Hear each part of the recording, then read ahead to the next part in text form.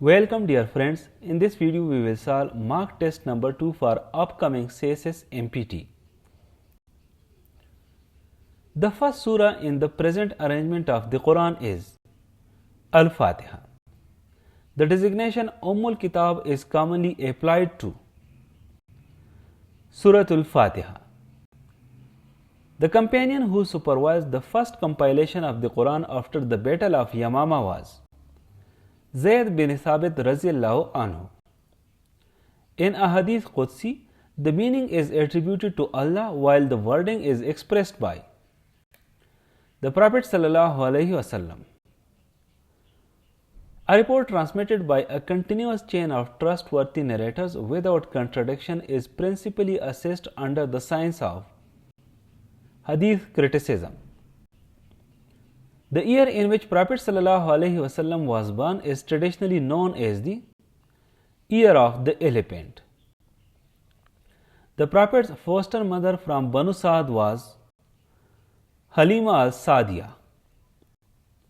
The Muslim immigrants to Abyssinia received protection from the ruler known as Al-Najashi.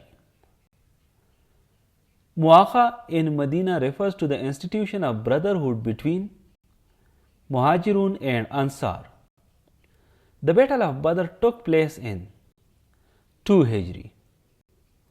The essential rite without which Hajj is not valid is standing at Arafat. The Quran specifies as expiation for a broken oath, feeding or clothing 10 needy persons. Independent juristic reasoning to derive a ruling from the sources is called Ijtihad. Consensus of qualified Muslim jurists is termed as Ijma. Extending a new legal ruling to a new case because both share an effective cause is Qiyas. The capital of the Umayyad Caliphate was Damascus. The first Abbasid Caliph was Abu al-Abbas al-Safa. A substantial Muslim naval force was first organized in the Mediterranean under the governorship of Muawiyah ibn Abi Sufyan Raziyallahu Anhu. The Muqaddimah was written by Ibn Khaldun. Kitabul Manazir, a foundational work in optics, is associated with Ibn al-Haytham. लफ्ज़ मसला की दुरुस्त जमा क्या है? मसाइल. बादशाह की मुअन्नस सूरत कौन सी है? मलका. जुमला मेहनती तालिब इल्म कामयाब हुआ में मेहनती क्या है? सिफत. बेईमान में बे क्या है? साबिका. दुरुस्त इमला मुंतखब करे. ऑप्शन बी जिम्मेदारी. जुमला मैंने किताब पढ़ी है में फ़ेल किस ज़माने का है? माजी करीब. अगर तुम मेहनत करोगे तो कामयाब होगे किस किस्म का जुमला है? शर्तिया. दुरुस्त इस्तेमाल मुंतखब करें. ऑप्शन बी मुझे आपकी बात से इत्तिफाक है. जुमला दरवाज़ा खोला गया में फ़ेल की नौयत क्या है? मजहूल. क्योंकि फ़ाइल ज़ाहिर नहीं है इसीलिए फ़ेल मजहूल है. और किस किस्म का हर्फ है? हर्फ अतब. फरासत का करीबुल मानी लफ्ज़ कौन सा है? दानाई. फरावा का मुतज़ाद क्या है? कलील. मुहावरा दांत कट्टे करना का मतलब क्या है? सख्त शिकस्त देना. राई का पहाड़ बनाना से क्या मुराद है? मामूली बात को बढ़ा चढ़ाकर बयान करना. लफ्ज़ मुज़महल का मफ़हूम क्या है? कमज़ोर और पजमुर्दा. सरीह का करीबुल मानी लफ्ज़ कौन सा है? वाज़ेह. The evidence was insufficient to establish the claim का दुरुस्त उर्दू तर्जुमा क्या है? दावा साबित करने के लिए शवाहिद नाकाफी थे। The proposal deserves careful consideration का मौजून उर्दू तर्जुमा मुंतखब करें। तजवीज़ मुहतात गौर की मुस्तहिक है। वो वादे की पासदारी करता है का दुरुस्त अंग्रेजी तर्जुमा क्या है? ही honours his promise.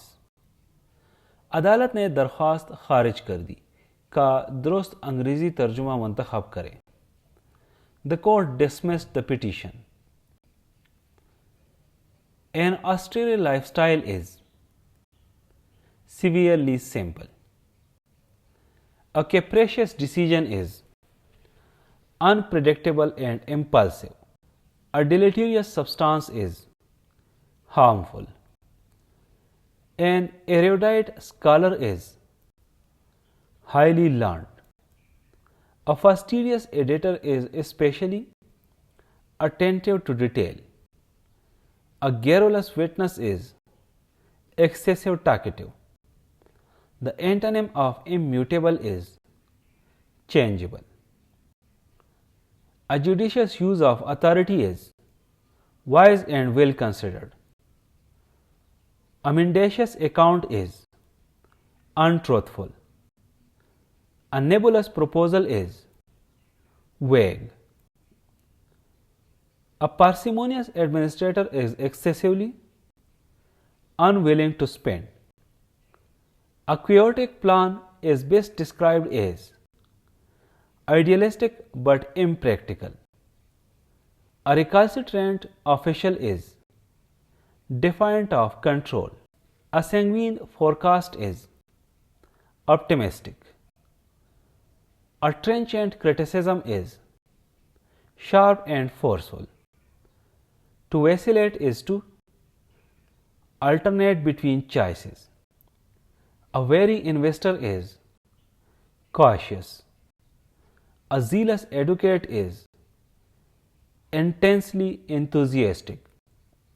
She is one of the analysts who dash consistently accurate forecasts, who produce. A large number of applications dash incomplete. Were incomplete. If he had accepted the earlier offer, he dash in Ankara now. He would be working in Ankara now. I would rather the report dash released before the inquiry concludes. Report were not released. Scarcely had the session begun, dash the power failed. When the power failed. Most candidates prefer written instructions dash an informal briefing to an informal briefing. The revised estimate is markedly different dash the original projection from the original projection. The laboratory is capable dash processing 200 samples a day. Is capable of processing. The inspection will proceed regardless dash the weather. Regardless of the weather. Choose the correct sentence. Option A. The machine operates quietly and efficiently. The principal dash for selection is relevant professional experience. The principal criteria. Choose the sentence with the correct participle. Having completed the audit, the team issued its findings. Choose the correctly punctuated possessive form. Option D.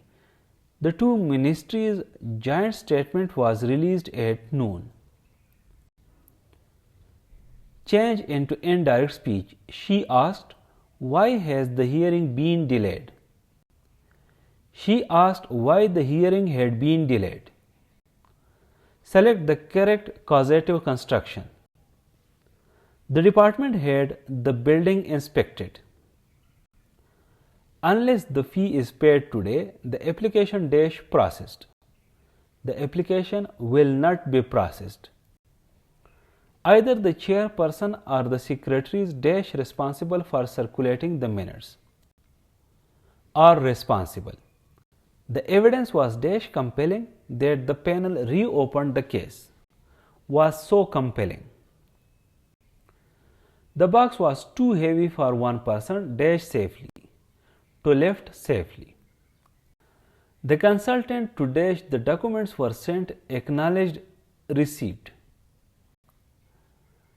To whom the documents were sent. Choose the correct sentence. Option A. There is little likelihood of the rule being changed this year. Select the standard use of whichever. Choose whichever route appears safer. From question 81 to 85 are based on this passage. A city cannot solve congestion simply by widening every road.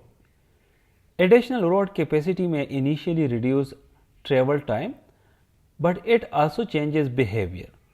Some commuters shift from public transport, others make trips they previously avoided, and developers place new activity farther from the center. Within a few years, traffic may again fill the available space. This does not mean roads are never needed.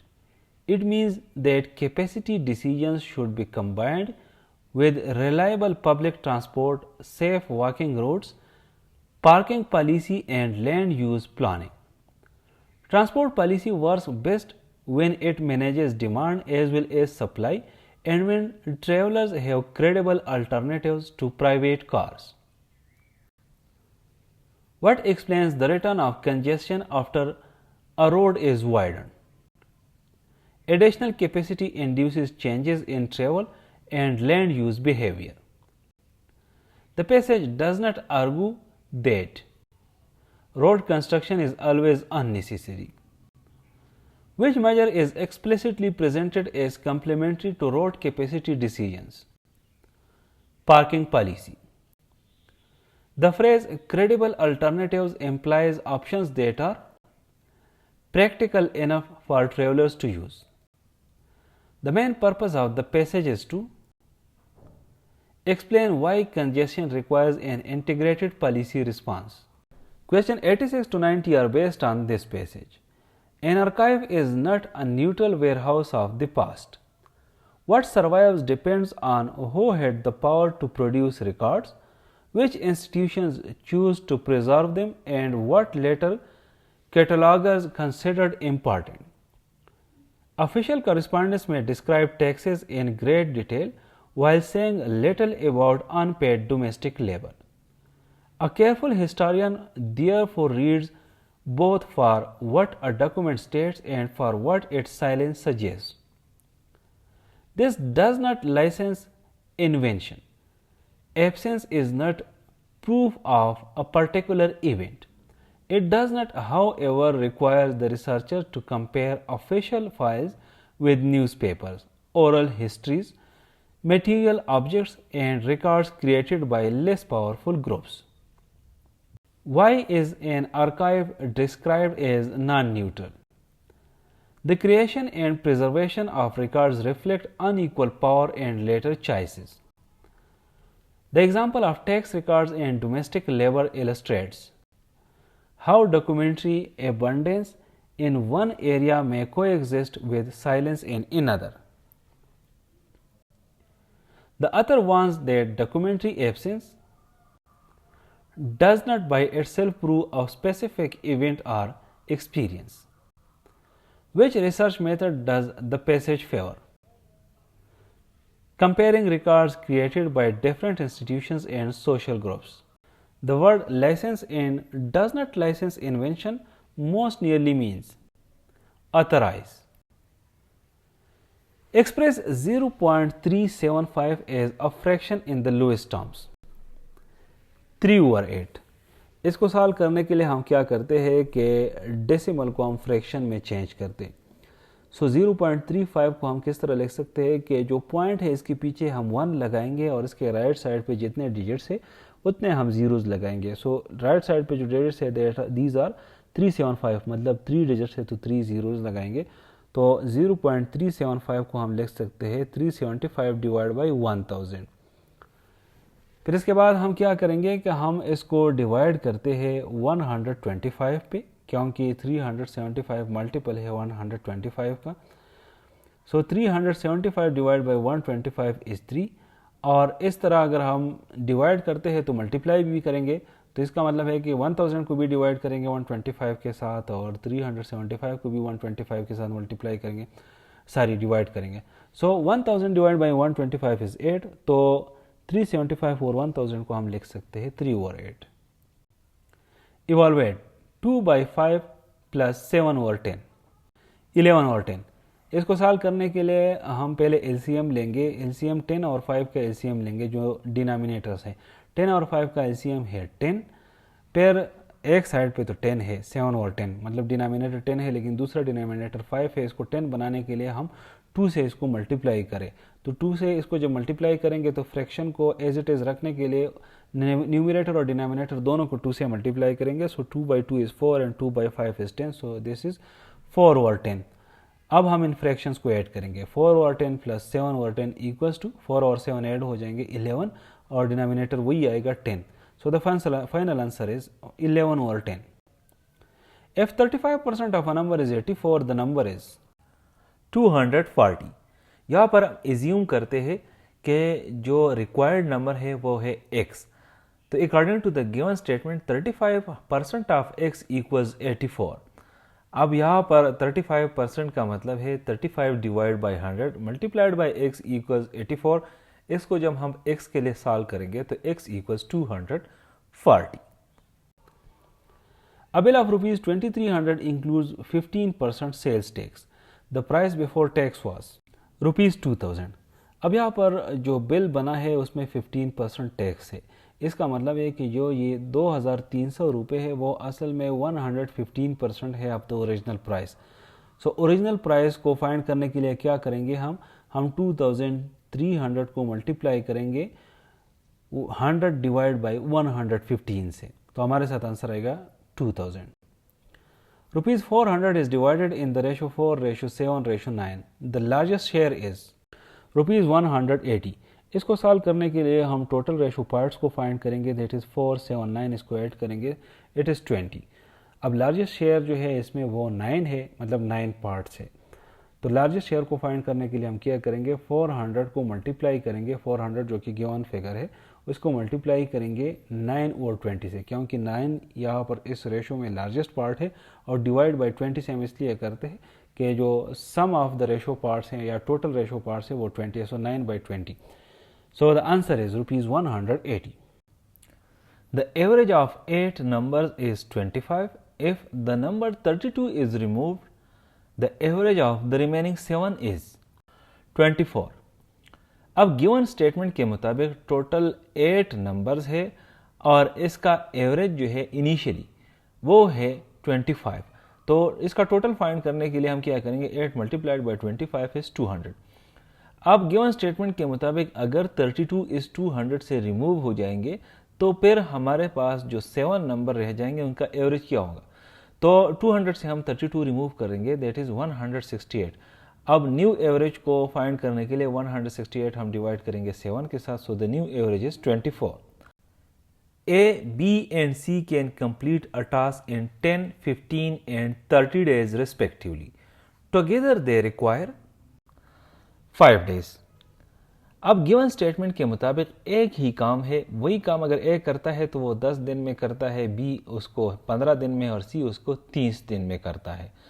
तो work rate जो है per day के हिसाब से, मतलब एक दिन में एक बंदा जितना काम करता है वो क्या, ए का वो 1/10 है, बी का 1/15 है और सी का 1/30 है। अब इन सारों को अगर हम टुगेदर करें मतलब 8 कर दे, सो 1/10 प्लस 1/15 प्लस 1/30। अब यहाँ पर इसका जो LCM है दैट इज 30।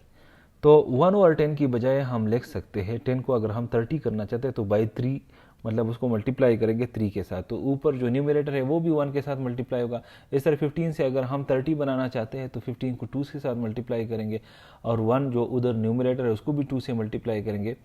तो जो टुगेदर है 1/10 प्लस 1/15 प्लस 1/30 ये हमारे साथ हो जाएगा 3/30 प्लस 2/30 प्लस 1/30। इसको जब हम फर्दर सॉल्व करेंगे तो हमारे साथ हो जाएगा 6/30 और 6/30 का मतलब है 1/5। तो जो टोटल टाइम है मतलब ये सारे अगर इकट्ठे इस एक ही काम पे लग जाएंगे तो टोटल जो ये टाइम लगेगा इनका that is 5 days. A pipe fills a tank in 8 hours while a drain empties it in 12 hours.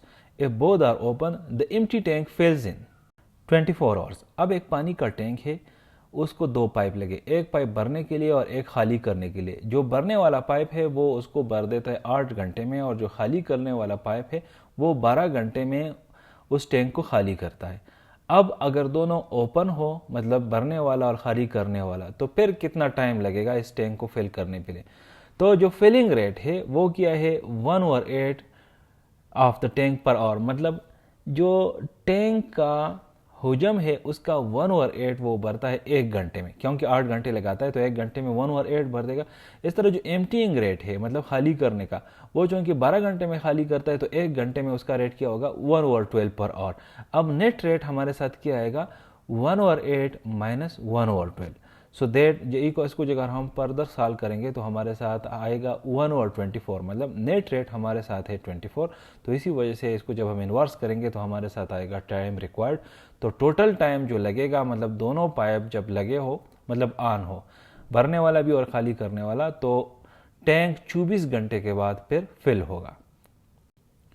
A vehicle travels 120 km at 60 km per hour and returns the same distance at 80 km per hour. Its average speed for the round trip is 480/7 km per hour. इसको solve करने के लिए हम क्या करते हैं कि पहले टोटल डिस्टेंस को फाइंड करते हैं. टोटल डिस्टेंस है, मतलब एक तरफ से 120 किलोमीटर है तो दूसरे तरफ से मतलब वापसी भी 120 किलोमीटर ही उसने आना होगा. So 120 + 120 is 240 kilometre. अब टाइम कितना चाहिए इसको, so time equals to distance divide by speed. तो पहले राउंड में इसके लिए टाइम कितना है, 1/20, क्योंकि 1/20 किलोमीटर डिस्टेंस है और जो स्पीड है that is 60. So 1/20/60 is 2 hours. और रिटर्निंग के लिए उसका कितना टाइम लगेगा, अगेन डिस्टेंस वही सेम है, 120 किलोमीटर है, लेकिन यहाँ पर स्पीड जो है वो थोड़ा सा ज़्यादा है, 60 के बजाय 80 है. So time for returning is 1/20 divide by 80 equals to 1.5 hour. अब टोटल टाइम को जब हम फाइंड करेंगे तो पहले राउंड में 2 घंटे और दूसरे राउंड में है 1.5 घंटे. सो 2 + 1.5 इज 3.5 आवर्स. और 3.5 आवर्स को हम 7/2 आवर के साथ भी लिख सकते हैं.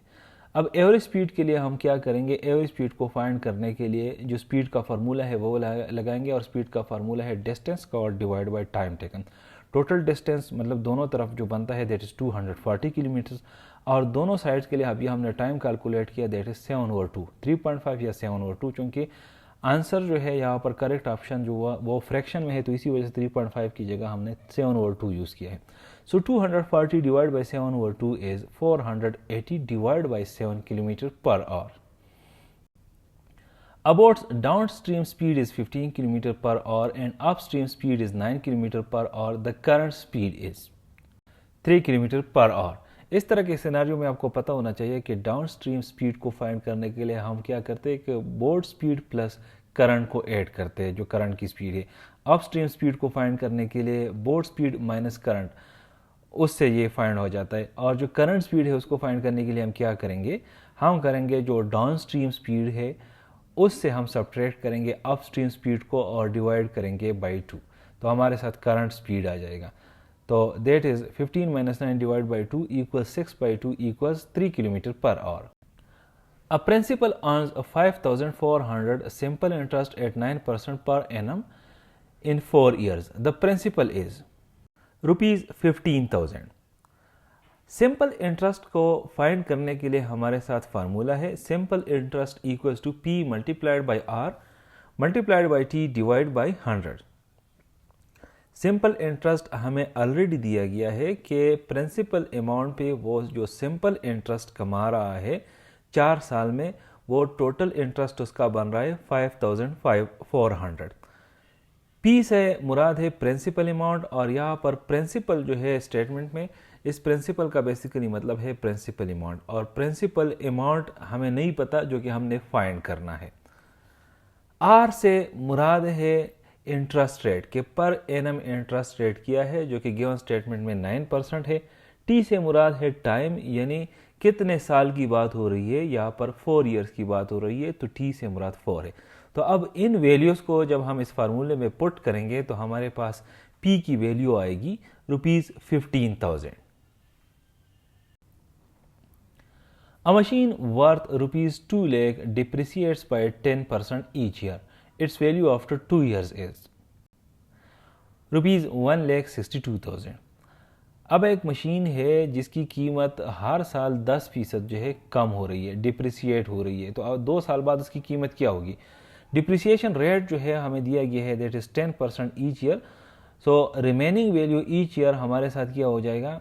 90%, मतलब उसकी जो वैल्यू है उससे 10% कम हो जाएगी 90%। तो फर्स्ट ईयर हम देखेंगे, फर्स्ट ईयर जो ओरिजिनल अमाउंट है वो है 2 लाख, तो इससे अगर हम 10% कम करेंगे सो 2 लाख मल्टीप्लाइड बाई 0.9 हो जाएगा, तो हमारे साथ आ जाएगा 1,80,000। मतलब पहले साल के बाद उस मशीन की वैल्यू होगी 1,80,000। अब दूसरे साल क्या होगा? दूसरे साल फिर ये 10% और डिप्रिसिएट होगा, लेकिन पहले साल चूंकि ऑलरेडी कम हुआ है 1,80,000 पे आया है, तो उसी 1,80,000 का फिर से 10% डिप्रिसिएशन होगा। तो 10% डिप्रिसिएशन को फाइंड जब होगा तो कितना अमाउंट रहेगा? हम 1,80,000 को अगेन मल्टीप्लाई करेंगे 0.90 से, तो हमारे साथ आएगा 1,62,000। An item is marked 25% above cost and sold at 10% discount on mark price. The profit is 12.5%। हम यहाँ पर एज्यूम करते हैं कि जो कास्ट प्राइस है लेट सपोज वो 100 है। अब मार्क प्राइस क्या है? मार्क प्राइस इसका 25% है। सो 100 प्लस 25% का मतलब हो गया कि उस पर जो मार्क प्राइस है वो है 125। अब सेलिंग प्राइस आफ्टर 10% डिस्काउंट, मतलब 10% डिस्काउंट जो वो देता है 125 पे, मतलब मार्क प्राइस पे। तो सेलिंग प्राइस आफ्टर 10% डिस्काउंट क्या होगा? 125 मल्टीप्लाइड बाई 90 ओवर 100, तो हमारे साथ इसका आएगा 112.5। अब प्रॉफिट कितना होगा? 112.5 minus 10 that is equal to 12.5। So the profit percentage is 12.5%।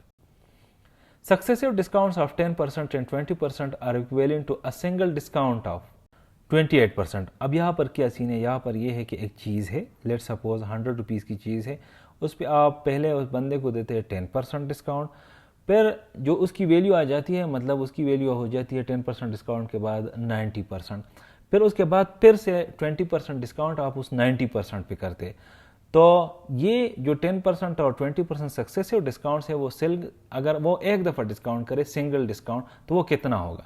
तो इसको फाइंड करने के लिए हम क्या करते हैं कि successive discounts are applied one after the other. ये कंसेप्ट तो हमारा क्लियर हो गया। तो प्राइस आफ्टर 10% डिस्काउंट क्या होगा? 90% ऑफ द प्राइस, मतलब जो ओरिजिनल चीज़ अगर 100 रुपये पे है तो 10% अगर आपने उस पर डिस्काउंट किया तो वो 90 पे आ गया। फिर 20% डिस्काउंट वो इसी 90% पे करता है, तो ये क्या बनेगा? दैट इज 90% का हम 80% फाइंड करेंगे, तो 90% multiplied by 80% that is equal to 72%। जो सिंगल डिस्काउंट है वो क्या होगा? 100% माइनस 72% विच इक्वल्स 28%।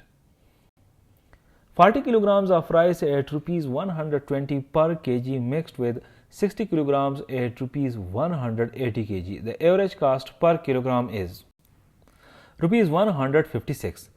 अब यहाँ पर आपको सॉल्व करने के लिए हम क्या करते हैं कि पहले जो है ना 40 kg राइस की कास्ट को फाइंड करते हैं। जो पहले 40 kg है उसमें पर kg के जो प्राइस है that is 120, so 40 multiplied by 120 equals 4800। फिर हम 60 kg के राइस की कास्ट को फाइंड करते हैं। तो 60 kg का जो राइस है उसमें 1 किलो की प्राइस है 180 पर kg। So 60 multiplied by 180 equals 10,800। अब टोटल कास्ट क्या बनेगा? टोटल कास्ट हमारे साथ बनेगा 4,800 प्लस 10,800 विच इक्वल्स 15,600। और टोटल वेट हमारे साथ बनेगा 40 kg एक है और 60 kg दूसरा है, सो 40 प्लस 60 इज 100 kg। अब एवरेज कास्ट को फाइंड करने के लिए क्या करते हैं हम कि जो टोटल कास्ट हमने फाइंड किया उसको हम डिवाइड करेंगे टोटल किलोग्राम से, मतलब कितने kg टोटल राइस है। सो टोटल कास्ट इज 15,600 और टोटल जो वेट है वो है 100 kg। So 15,600 divide by 100 equals ₹156 पर kg। If X ratio Y equals 5:8 and Y ratio Z equals 4:7, then X ratio Z is 5:14। अब यहाँ पर हमें गिवन है x रेशो वाई इक्वल 5:8 और y रेशो z है हमारे साथ 4:7। हमने फाइंड कर रहा है x रेशो z। अब इस तरह के रेशोज़ में हम क्या करते हैं कि जो कॉमन चीज़ है या मतलब जो कॉमन वेरिएबल है, जो भी आप उसको कह दे, उसको हम इक्वल करते हैं दोनों रेशोज़ में। अब यहाँ पर कॉमन जो है दोनों में वो है y। एक रेशो है उसमें y की वैल्यू है 8 और दूसरी रेशो में y की वैल्यू है 4। हम इन रेशोज़ को कुछ ऐसे नंबर से मल्टीप्लाई कर दे कि दोनों साइड पे जो y की वैल्यू है वो सेम हो जाए। तो x रेशो y जो कि पहला है उसको जब हम 2 से मल्टीप्लाई करेंगे तो 2 मल्टीप्लाई बाई 10 एंड 2 8 16। सो पहला x रेशो y हमारे साथ बनेगा 10:16 और जो दूसरा y रेशो z है उसको हम मल्टीप्लाई करते हैं 4 के साथ। सो 4/4 इज 16 एंड 4/7 इज 28। तो अब दोनों साइड्स पे मतलब दोनों रेशोज़ में जो y की वैल्यू है वो हो गई 16। तो x रेशो z हमारे साथ यहाँ पर आ गया। x की वैल्यू पहले में क्या है 10 है और z की वैल्यू दोनों में क्या है 28। तो x रेशो चूंकि y दोनों में बराबर हो गया, इसका मतलब है कि जो रेशो की जो वेटेज है दोनों में वो सेम है। So therefore x ratio z equals to 10:28 और 10:28 को अगर आप फर्दर सिंप्लीफाई करें, इसको डिवाइड करें by 2, so 2 5s are 10 and 2 14s are 28। तो हमारे साथ आंसर आएगा 5:14। 3 bells ring every 6, 8 and 10 minutes. If they ring together now, they will next ring together after 120 minutes. अब हमारे साथ जो गिवन है वो क्या है कि 3 घंटियाँ है और जो बजने का दौरानिया है हर एक का वो डिफरेंट है। मतलब एक घंटी 6 मिनट बाद बजती है, दूसरी 8 मिनट बाद और तीसरी 10 मिनट बाद। यहाँ पर एज्यूम करते हैं कि 3 घंटियाँ एक साथ बजी। तो अगली दफ़ा जब ये 3 घंटियाँ एक साथ बजेगी तो कितना टाइम लगेगा, कितने मिनट्स बाद ये 3 घंटियाँ एक साथ बजेगी। तो इसको फाइंड करने के लिए हम क्या करेंगे, हम एलसीएम फाइंड करेंगे इन तीनों टाइम्स का, दैट इज 6, 8 और 10। तो 6 के एलसीएम को, इसके एलसीएम को फाइंड करने के लिए हम इसके फैक्टराइजेशन करेंगे। सो 6 की जो फैक्टर्स है that is 2 and 3, so 6 equals 2/3। 8 की जो फैक्टर्स है that is 2 multiplied by 2 multiplied by 2, इसको हम 2 क्यूब भी लिख सकते हैं। और जो 10 की जो फैक्टर्स है दैट इज 2 मल्टीप्लाइड बाई 5। अब इस हर एक से हमें जो हाईएस्ट पावर वाला नंबर है वो लेंगे। तो एलसीएम हमारे साथ इस तरह से फाइंड होगा। एलसीएम में हम हाईएस्ट पावर वाला जो फिगर है वो लेते हैं, जो मतलब जो फैक्टर है वो लेते हैं। तो 2 का जो हाईएस्ट पावर है इन तीनों में दैट इज 2 क्यूब हम लेंगे। और इस तरह 3 जो है ना एक ही है सो 3 लेंगे और 5 एक ही है सो 5 लेंगे। So LCM equals to 2 cube multiplied by 3 multiplied by 5। 2 cube की जगह आप लिख सकते हैं कि 8 multiplied by 3 multiplied by 5 which equals 120। तो अगली दफ़ा जब ये तीनों घंटियाँ एक साथ बजेगी तो 120 मिनट बाद बजेगी। The largest square tile that exactly covers a floor 8.4 meter by 6 meter has side 1.2 meter.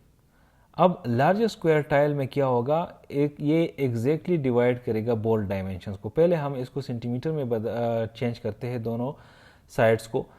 एक है 8.4 मीटर, अगर हम इसको सेंटीमीटर में चेंज करें तो हर मीटर में 100 सेंटीमीटर होते हैं। So 8.4 is multiplied by 100 which equals 840 centimetre. 6 metre को अगर हम सेंटीमीटर में चेंज करेंगे तो दैट इज 600 सेंटीमीटर। अब हिंस दोनों का हम क्या करेंगे, HCF फाइंड करेंगे। So HCF of 840 and 600 is 120 centimetre. 120 centimetre का हम दोबारा कन्वर्ट करेंगे मीटर में। सो 100 से डिवाइड करेंगे that equals 1.2 metre. The mode of 2, 3, 3, 5, 7, 7, 7 and 8 is 7। Mode को फाइंड करने का आसान तरीका यह है कि आप ऐसे नंबर को तलाश करेंगे जो कि सबसे ज़्यादा रिपीटेड हो। यहाँ पर 3 जो है वो 2 दफ़ा रिपीट हुआ है और 7 जो है वो 3 दफ़ा रिपीट हुआ है। तो 7 चूँकि सबसे ज़्यादा रिपीट हुआ है तो इसी वजह से 7 is the answer. A shopkeeper uses a 900 gram weight as 1 kilogram. Ignoring price changes the gain on cost is 11 whole 1/9%। अब यहाँ पर जो शॉपकीपर है वो 900 ग्राम देता है 1000 ग्राम के बजाय। तो मतलब हर किलो में वो कितना क्वांटिटी गेन करता है, 1000 माइनस 900 इक्वल्स 100 ग्राम। अब गेन कितना है उसका कास्ट पे 100 ओवर 900 मल्टीप्लाइड बाई 100, इसको जब हम फर्दर सॉल्व करेंगे so the answer is 11 whole 1 और 9%. Solve x over 3 plus x over 4 equals 14. X equals 24. This is a simple question. x over 3 और x over 4 हमें given है कि ये 14 के बराबर है, तो 3 और 4 का आप LCM फाइंड करें, that is 12. So हम लिख सकते हैं कि 4x over 12 plus 3x over 12 equals 14. इसको फर्दर जब हम x के लिए सॉल्व करेंगे so the answer is 24. If 2x plus 3y equals 17 and x minus y equals 1, then xy is 4, 3. हमें दिया गया है कि x minus y 1 का बराबर है, इसका मतलब है x बराबर हो जाएगा y plus 1 का. इसको हम सब्सटीट्यूट करते हैं इन 2x plus 3y में which equals 17. तो इसको जब हम सब्सटीट्यूट करेंगे x की बजाय हम पुट करेंगे y plus 1. So 2 into y plus 1 plus 3y equals 17. इसको जब हम फर्दर सॉल्व करेंगे तो हमारे साथ y आएगा 3. अब y की वैल्यू जब हमारे साथ आएगी 3, तो x के लिए ऑलरेडी जो हमने इक्वेशन दिया गया है x माइनस वाई इक्वल्स 1, जिसको हमने लिखा था x इक्वल्स वाई प्लस 1, तो इसमें जब हम y की वैल्यू पुट करेंगे तो x हमारे साथ आएगा 4. तो x y की वैल्यू हमारे साथ होगी 4 और 3. The larger root of x square minus 5x minus 14 equals 0 is 7. अब जो गिवन इक्वेशन है x square minus 5x minus 14 equal 0, इसके रूट्स फाइंड करने के लिए हम क्या करते हैं कि 2 ऐसे नंबर्स फाइंड करेंगे जिसके प्रोडक्ट जो है वो माइनस 14 के बराबर हो. मतलब x के साथ जो नंबर है और लास्ट में जो कांस्टेंट है उसको जब हम मल्टीप्लाई करेंगे, माइनस 14 है लास्ट पे और x के साथ 1 है, so minus 14 multiplied by 1 is minus 14. तो हम ऐसे नंबर को फाइंड करेंगे जिसका प्रोडक्ट जो है वो माइनस 14 का बराबर हो और जिसको अगर हम सम करते हैं या एडिशन करते हैं या सब्ट्रैक्शन करते हैं तो उससे आना चाहिए माइनस 5, मतलब बीच में जो नंबर है माइनस 5. तो हमारे साथ वो कौन से नंबर हो सकते हैं, वो एक तो हो सकते हैं माइनस 7 और दूसरा है प्लस 2. माइनस 7 को और प्लस 2 को जब हम मल्टीप्लाई करेंगे तो हमारे साथ आंसर आएगा माइनस 14 और इसको जब हम ऐड या सब्ट्रैक्ट करेंगे तो हमारे साथ आंसर आएगा माइनस 5. तो इसका मतलब है कि माइनस 5x को हम स्प्लिट कर सकते हैं माइनस 7x प्लस 2x में. तो हमारे साथ ये जो ओरिजिनल इक्वेशन है ये बनेगा x square minus 7x plus 2x minus 14 equals 0. अब इससे हम क्या करेंगे, ये जब हम फर्दर इसको सॉल्व करेंगे, मतलब एक्स स्क्वायर माइनस 7x से हम कॉमन लेंगे x और इस तरह 2x माइनस 14 से हम कॉमन लेंगे 2. तो इसको जब हम उस तरह से सॉल्व करेंगे तो हमारे साथ आएगा x minus 7 into x plus 2 equal 0. तो एक रूट हमारे साथ बनेगी इसकी 7 और दूसरी रूट बनेगी माइनस 2. तो इसमें जो लार्जर रूट है वो ऑब्वियसली हो जाएगा 7. Factorise 6x square minus x minus 2 3x minus 2 into 2x plus 1. अब जो गिवन पॉलिनोमियल है that is 6 square minus x minus 2, इसमें अगेन हम वही मेथड यूज़ करेंगे कि फर्स्ट और लास्ट कोएफिशिएंट्स जो है वो हम मल्टीप्लाई करेंगे. फर्स्ट कोएफिशिएंट मतलब एक्स स्क्वायर के साथ जो कोएफिशिएंट है दैट इज 6, ये हमारे साथ फर्स्ट कोएफिशिएंट है और आखिरी कोएफिशिएंट है माइनस 2. इसको जब हम मल्टीप्लाई करेंगे minus 2 multiplied by 6 equals minus 12. अब हम किसी ऐसे नंबर की तलाश में हैं जिसको अगर हम मल्टीप्लाई करें तो उससे माइनस 12 आ जाए, लेकिन इसको अगर हम ऐड या सब्ट्रैक्ट करें तो इससे माइनस 1 आना चाहिए. मतलब बीच में जो x है इसके साथ जो कोएफिशिएंट है वो माइनस 1 है, तो इसके एडिशन या सब्ट्रैक्शन से माइनस 1 आना चाहिए. तो वो जो नंबर्स है उसमें एक माइनस 4 है और दूसरा प्लस 3 है.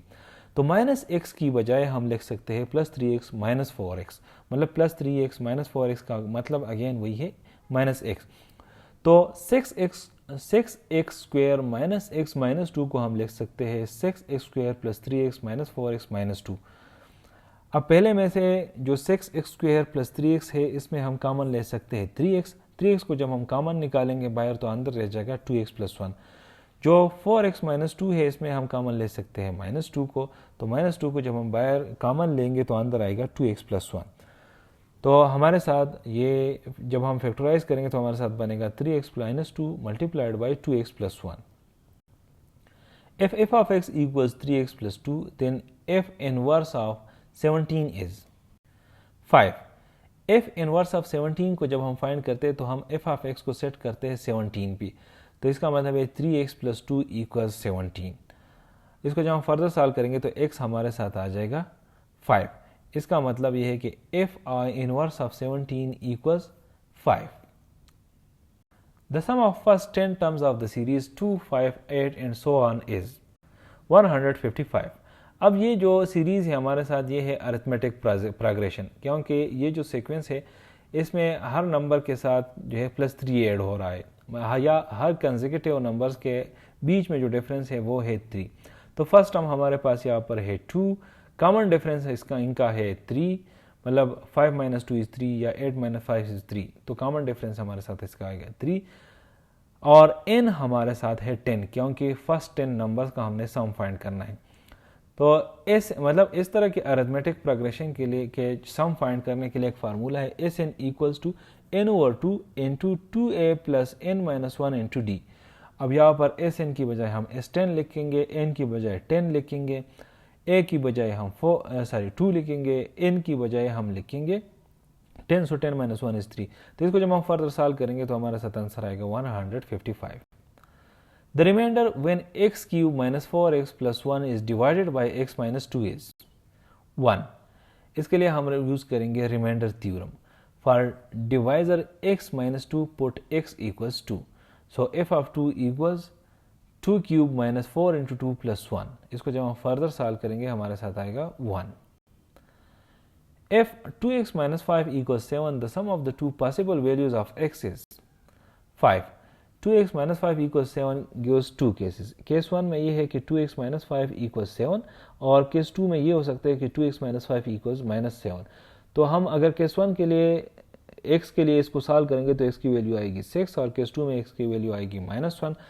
तो इसकी जो सम आएगी टू पॉसिबल वैल्यूज की, that is 6 + -1 which equals 5। Solve x + 2 divided by x - 1 = 2, that is x = 4। x + 2 divided by x - 1 = 2 दिया गया है और x जो है वो 1 का बराबर यहाँ पर नहीं होना चाहिए क्योंकि ये इम्पॉसिबल हो जाएगा। तो इसको हम क्रॉस मल्टीप्लाई करेंगे और x के लिए पर जब हम इसको सॉल्व करते हैं तो x की वैल्यू आ जाएगी 4। A mother is 4 times as old as her child. In 12 years she will be twice as old. Her present age is 24 years. अब इसको सॉल्व करने के लिए हम एज्यूम करते हैं कि चाइल्ड की जो प्रेजेंट एज है वो c है। So according to the given statement mother की प्रेजेंट एज होनी चाहिए 4 multiplied by the age of the child, जो कि हमने c एज्यूम किया है। सो मदर की प्रेजेंट एज हो जाएगी 4c।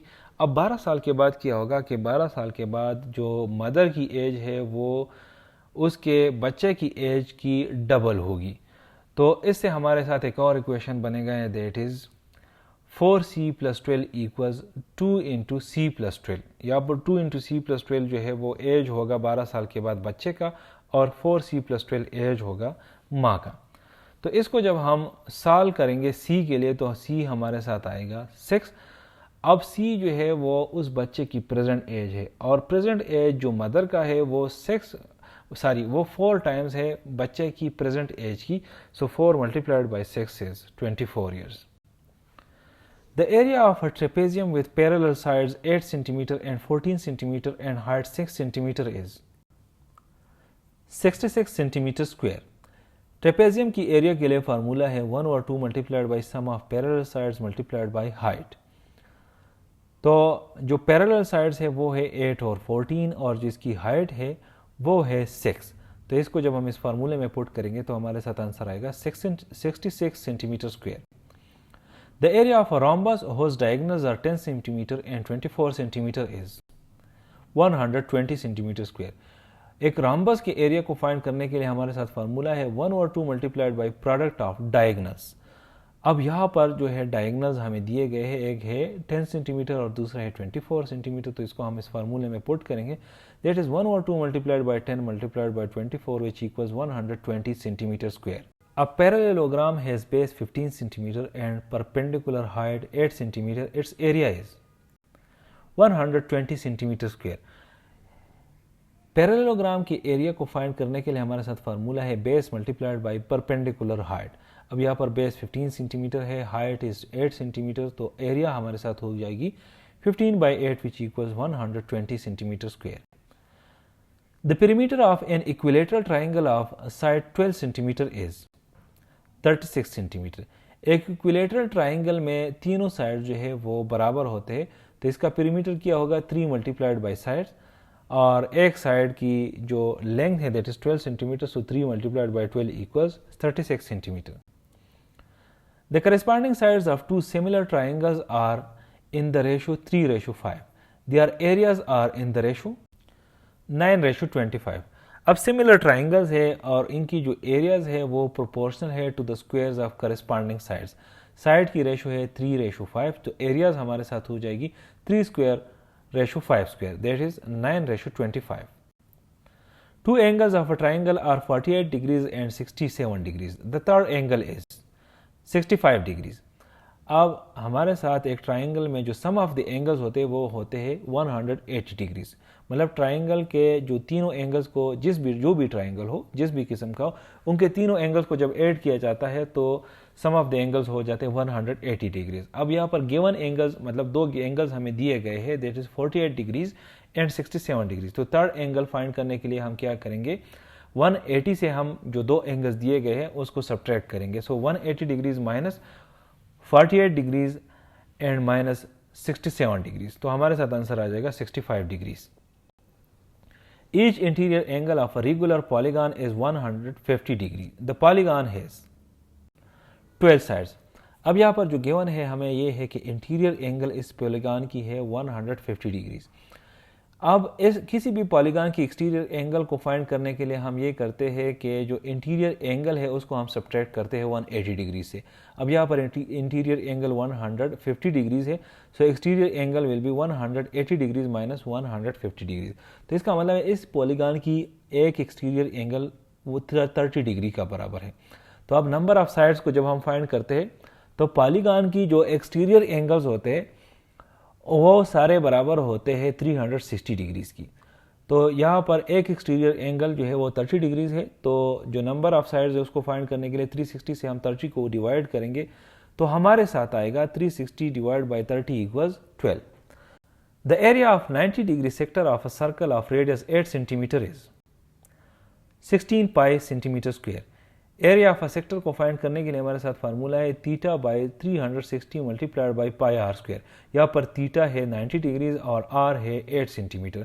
तो इसको जब हम इस फार्मूले में पुट करेंगे तो हमारे साथ आंसर आएगा 16 pi centimetre square. The volume of a cone of radius 3 centimetre and height 12 centimetre is 36 pi centimetre cube. Volume of a cone के लिए हमारे साथ फार्मूला है 1/3 multiplied by pi are square H. यहाँ पर आर की value है 3 centimetre और एच की वैल्यू है 12 सेंटीमीटर. इसको जब हम इस फार्मूले में पुट करेंगे तो हमारे साथ आंसर आएगा 36 pi centimetre cube. The mid point of the segment joining -2 5 and 6 -1 is 2 2. इस तरह के सिचुएशन में हम मिड पॉइंट फार्मूला यूज करते हैं, that is x1 plus x2 divide by 2 and y1 plus y2 divide by 2. यहाँ पर जो x1 है दैट इज -2 और जो x2 है दैट इज 6. इस तरह जो y1 है इट इज 5 और जो y2 है इट इज -1. इनको जब हम इन वैल्यूज को ये मिड पॉइंट फार्मूला में पुट करेंगे तो हमारे साथ आंसर आएगा 2 2. Find the next term 81 27 9 3 1 1/3. हम यहाँ पर पहले इस पैटर्न को ऑब्जर्व करते हैं.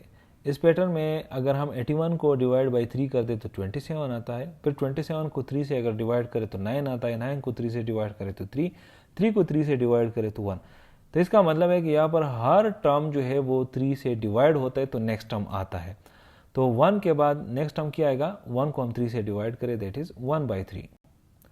In the pattern 3 to 10, 5 to 26, 7 to 50, the rule is n square plus 1. Right side पे इस रूल को चेक किया गया है.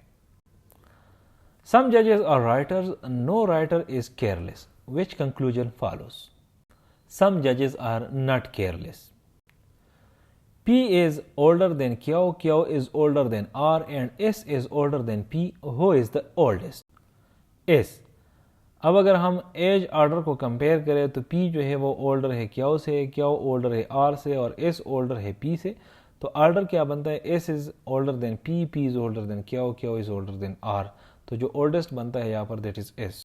If a word code is the sum of its letters positions, the code for CAB is 6। हम यहाँ पर alphabet positions को जो है वो यूज़ करते हैं। ए की जो पोजीशन है अल्फ़ाबेट्स में दैट इज़ 1, बी जो है दूसरे नंबर पे और सी 3 है। सो CAB का क्या बना, C + A + B। अब C की 3 है, A की 1 है और B की 2 है, सो 3 + 1 + 2 = 6। Facing south, a person walks 4 km and then turns left and walks 3 km. The straight line distance from the start is 5 kilometre. अब ये जो बंदा वॉक करता है ये असल में राइट एंगल ट्राइंगल बनाता है। जब वो साउथ को फेस करता है 4 किलोमीटर आगे जाता है तो एक साइड ऑफ राइट ट्राइंगल बन जाता है। फिर ये क्या करता है कि लेफ्ट को टर्न करता है from south means walking is 3 kilometre. तो एक ट्राइंगल का दूसरा साइड मतलब इसी राइट एंगल ट्राइंगल का दूसरा साइड बनाता है 3 किलोमीटर। अब डिस्टेंस फ्रॉम द स्टार्ट किया होगा मतलब इस ट्राइंगल का जो हाइपोटेन्यूज है वो हो जाएगा इसका डिस्टेंस फ्रॉम द स्टार्ट। और हाइपोटेन्यूज को फाइंड करने के लिए हम क्या करते हैं, बेस स्क्वायर और हाइट स्क्वायर की हम क्या करते हैं अंडर द रूट लेते हैं। मतलब जो पैथागोरस थ्योरम है कि C² = A² + B²। तो यहाँ पर हम क्या करते हैं कि 4² + 3² का अंडर द रूट लेंगे तो that is 16 + 9 under the root which equals under the root 25 which equals 5 kilometer. L lives above M and N lives below M. Which order from top to bottom is correct? L, M, N. अब given statement में क्या है कि L जो है वो रहता है M के ऊपर, N रहता है M के नीचे। तो M जो है वो मस्ट बी बिटवीन होगा L एंड N। सो जो टॉप से बॉटम जो ऑर्डर बनता है वो LMN बनता है। Which of the following is a leap year? 2024। Leap year वो साल होता है जिसमें फरवरी का महीना 29 का होता है, मतलब साल में एक दिन जो है वो इजाफी होता है। लीप ईयर को फाइंड करने का आसान फार्मूला ये है कि वो ईयर जो कि 4 पे डिविजिबल हो। अब 2024 है जो कि 4 पे डिविजिबल है तो ये एक लीप ईयर है। इस तरह 2028 अगेन 4 पे डिविजिबल होगा तो ये एक लीप ईयर होगा। फिर आगे 2032 आएगा तो ये एक लीप ईयर होगा। Thermometer is to temperature as barometer is to pressure. Which number is the odd one out? 29, 31, 37, 39, 41. 39। अब यहाँ पर जो 29, 31, 37 और 41 है ये प्राइम नंबर्स है। प्राइम नंबर्स वो नंबर्स होते हैं जो कि सिर्फ अपने आप पे डिविजिबल हो या 1 पे डिविजिबल हो, इसका कोई और फैक्टर ना हो। तो ये जो है ये प्राइम नंबर है। 39 जो है वो प्राइम नंबर, ये कंपोजिट नंबर है क्योंकि ये 39 पे भी डिविजिबल है, 3 पे भी डिविजिबल है, 13 पे भी डिविजिबल है। तो इसी वजह से 39 जो है यहाँ पर ये ऑड वन आउट है। The smaller angle between the clock hands eight 6:20 is 70 degrees. 6:20 पे जो मिनट हैंड की पोजीशन है वो है 20 × 60 डिग्रीज इक्वल टू 120 डिग्रीज। 20 को 66 के साथ इसलिए मल्टीप्लाई किया गया है क्योंकि हर एक मिनट जो है क्लॉक में वो 6 डिग्रीज का बराबर होता है। क्योंकि यहाँ पर 20 मिनट्स है तो 20/6 इज़ 120 डिग्रीज। जो आवर हैंड है वो 6 बजे पे है तो इसका मतलब ये है कि उसने आधा क्लॉक जो है वो पास किया है, मतलब आधा सर्कल उसने पास किया है। तो आधा सर्कल 180 डिग्रीज का होता है। अब 20 मिनट्स और हैंड जो है वो मूव करता है 20 × 0.5 that is 10 degrees. So hour hand position is 190 degrees. So smaller angle is 190 degrees minus 120 degrees equals 70 degrees. A is B's sister and B is C's father. A is C's aunt. Two brothers' ages are in the ratio 4:5 and total 45 years. The younger is 20 years. अब edges की जो ratio है वो है 4:5। तो total parts हो गए 4 + 5 = 9। एक पार्ट को फाइंड करने के लिए हम क्या करते हैं कि 45 को डिवाइड कर दें 9 के साथ, दैट इज 5 ईयर्स। अब यंगर ब्रदर जो है उसकी एज जो है वो टोटल 4 पार्ट्स बनते हैं। सो 4 × 5 is 20 years. Two fair coins are tossed. The probability of obtaining exactly one head is 1/2. अब यहाँ पर जो 2 coins आप टॉस करते हैं तो जो पॉसिबिलिटीज बन सकती है वो 4 है। या तो दोनों हेड आ जाएंगे, हेड हेड या हेड टेल या टेल हेड या टेल टेल। तो एग्जैक्टली वन हेड की प्रोबेबिलिटी क्या हो सकती है कि इसमें से कोई एक हेड हो, या तो वो हेड टेल होगा या टेल हेड होगा, मतलब एक का हेड दूसरे का टेल या दूसरे का हेड पहले का टेल। तो जो फेवरेबल आउटकम्स होंगे वो हो सकते हैं, तो जो 4 आउटकम्स है उस पॉसिबल आउटकम्स, उसमें 2 फेवरेबल आउटकम्स हो सकते हैं। सो 2 out of 4, so 2 by 4 equals 1/2। The number of ways to choose 2 representatives from 8 people is 28.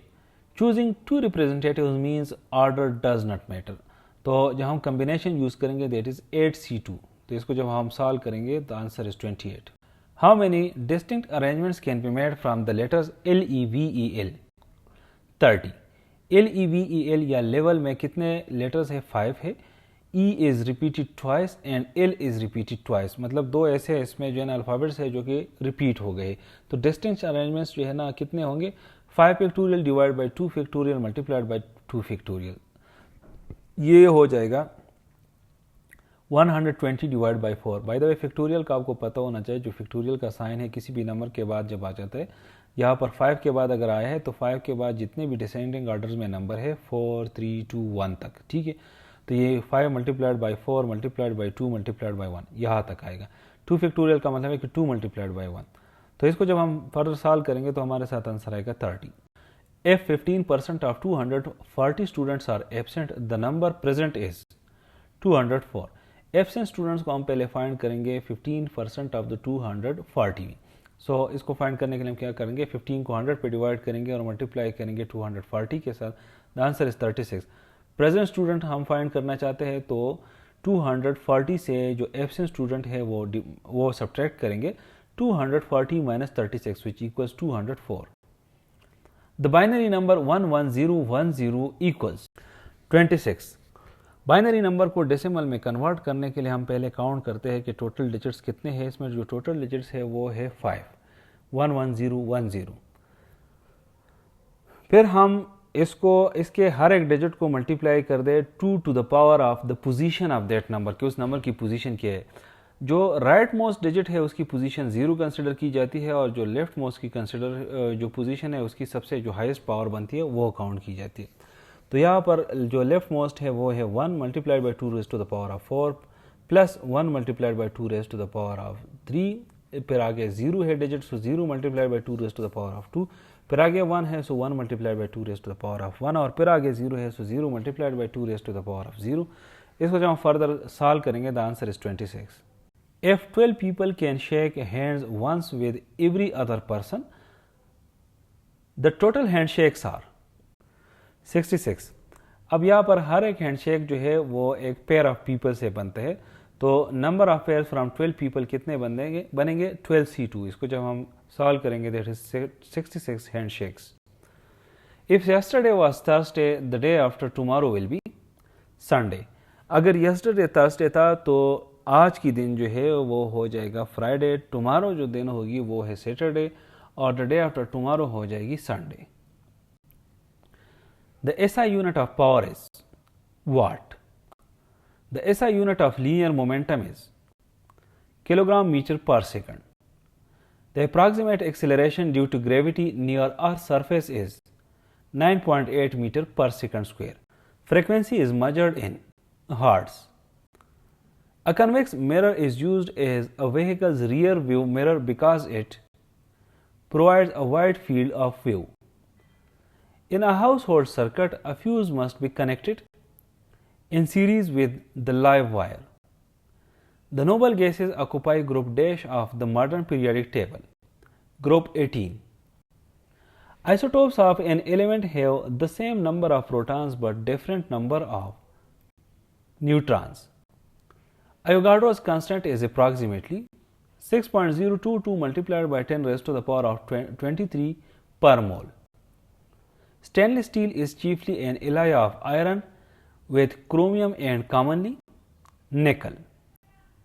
The structural and functional unit of the human kidney is the nephron.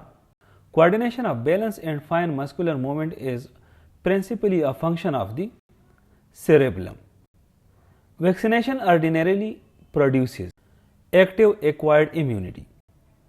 Human malaria is caused by a protozoan of the genus Plasmodium. Water and dissolved mineral salts move upward in vascular plants mainly through xylem. Among the following, the greenhouse gas most directly aided by the large-scale fossil fuel combustion is carbon dioxide. Acid rain is associated primarily with atmospheric emissions of sulfur dioxide and nitrogen oxides. Most day-to-day weather phenomena occur in the troposphere. Igneous rocks formed by the cooling and solidification of magma or lava. An astronomical unit is based on the mean distance between Earth and the Sun. The 31st UN Climate Change Conference COP31 scheduled for November 2026 is to be held in Antalya, Turkey. COP30 held in November 2025 took place in Belém, Brazil. The 2026 Winter Olympic Games were hosted by Milano Cortina, Italy. The Secretary General of the United Nations as of 10 August 2026 is Antonio Guterres, who presides over the 80th session of the UN General Assembly. Annalena Baerbock. Which Baltic state began a 2-year term as a non-permanent member of the UN Security Council on 1 January 2026? Latvia. The President of the European Commission as of 10 August 2026 is Ursula von der Leyen, who became Prime Minister of the United Kingdom on 20 July 2026. Andy Burnham. Germany's Federal Chancellor as of 10 August 2026 is Friedrich Merz. The Prime Minister of Canada as of 10 August 2026 is Mark Carney. The Muhammadan Anglo-Oriental College at Aligarh was founded in 1877.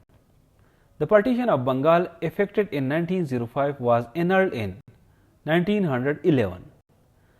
The Delhi Muslim proposals were presented in 1927. The 3 roundtable conferences on Indian constitutional reform were held in London. The Communal Award was announced in 1932. Provincial elections under the Government of India Act 1935 were held in 1937. The Muslim League observed the Day of Deliverance on 22 December 1939. The Crafts Mission visited India in 1942. Direct Action Day was observed on 16 August 1946. The Boundary Commission that demarcated Punjab and Bengal in 1947 was chaired by Sir Cyril Ratcliffe. The first president of Pakistan's Constituent Assembly was Muhammad Ali Jinnah. Pakistan's first constitution came into force on 23 March 1956. The one unit scheme was implemented in West Pakistan in 1955. The Constitution of 1962 established a predominantly Dash system, presidential system.